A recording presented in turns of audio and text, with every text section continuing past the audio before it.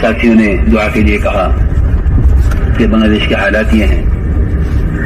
میں نے کہا یہ حالات تو ہماری وجہ سے ہیں. یہ حالات تو ہماری وجہ سے ہیں. ورنہ ایسا ملک جس کی بنیاد اسلام، ایسا ملک جس میں سب سے بڑا اجتماع دعوت اور دین کا مقصد، اس میں یہ حالات پیش آئے. خدا کی قسم اس نظام کا کوئی تعلق حکومت سے نہیں ہے. اس سارے نظام کے بگڑنے کا تعلق یہاں کے کام کرنے والوں سے ہے. اخبار پڑھ کر یہ فیصلہ کر لینا کہ فلاں پارٹی کر رہی، فلاں پارٹی کر رہی، نہیں، بالکل نہیں.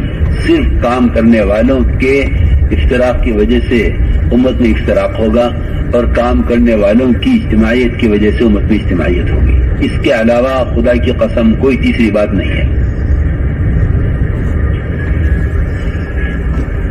اس کے علاوہ خدا کی قسم کوئی تیسری بات نہیں ہے. اس کے بیانات صرف مطالعے کے لیے رہ گئے ہیں ساتھیوں کے پاس. کبھی ان بیانات سے اپنے آپ کو متہم نہیں کیا، اپنے آپ پر تہمت کبھی نہیں لگائی کہ یہ ہماری وجہ سے ہو رہا ہے.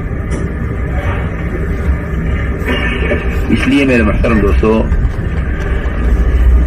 یہ بات نہیں ہے کہ اگر ہماری وجہ سے کام ہوا، نقصان ہوا تو ہم کام سے بیٹھ جائیں گے. نہیں، اتنا نہیں ہے. اتنا ہوتا تب یہ معاملہ آسان تھا. اللہ رب العزت نے جن پر ذمہ داری ڈالی ہے، اگر ان کی وجہ سے دین کا اور امت کا دینی، مالی، جانی نقصان ان کی وجہ سے ہوگا تو اللہ تعالیٰ کام کرنے والوں سے قیامت میں اس کا سوال کریں گے. کلکم راع وکلکم مسئول عن رعیتہ، کہ تم میں کا ہر ایک ذمہ دار ہے اور اس سے اس کے ماتحتوں کے بارے میں سوال ہوگا. اس لیے معاملہ باہر سے متعلق نہیں ہے. یہ خیال ساتھیوں کا غلط ہے. معاملہ تو کام کرنے والوں سے متعلق ہے. میں نے عرض کیا، جب ایک امیر کی نیت کے بدلنے سے باغ کے پھل کا رس کھٹا ہو سکتا ہے، تو جو ملکی امیر ہے وہ ذمہ دار جو کام کو لے کر چلنے والے ہیں، ان کی نیتوں کے عالم پر کیا اثرات پڑیں گے. اس لیے میرے محترم دوستو، ہم میں سے ہر ایک اللہ کے یہاں اپنے آپ کو قبول کروائے. ہم میں سے ہر ایک اپنے آپ کو اللہ کے یہاں قبول کروائے، اور یہ ذہنوں سے نکال دو.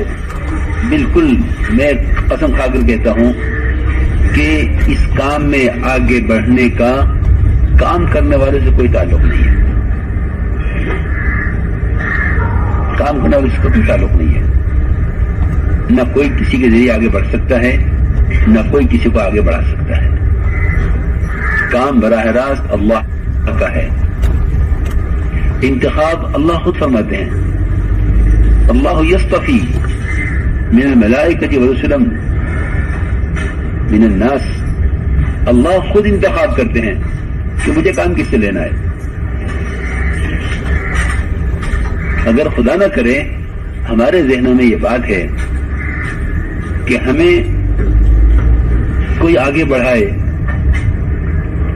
اور کوئی ہمیں سپورٹ کرے، یا کسی کے ذہن میں یہ بات ہو کہ فلاں کو پیچھے کرو، تو کسی کو آگے بڑھانے، کسی کو پیچھے ہٹانے کا اس کام میں کسی کو اللہ نے اختیار دیا ہی نہیں ہے. بالکل نہیں. اس کا میں کہہ رہا ہوں کہ قرآن نے اس کی گنجائش ہی نہیں ہے کہیں کہ کوئی کام کرنے والا کسی کے ذریعے آگے بڑھ جاوے یا کوئی کام کرنے والا کسی کے ذریعے پیچھے ہٹا دیے جاوے.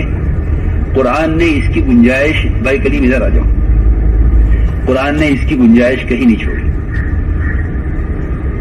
میں سچی میں بالکل قرآن کی روشنی میں عرض کر رہا ہوں کہ قرآن نے کہیں گنجائش نہیں چھوڑی اس کی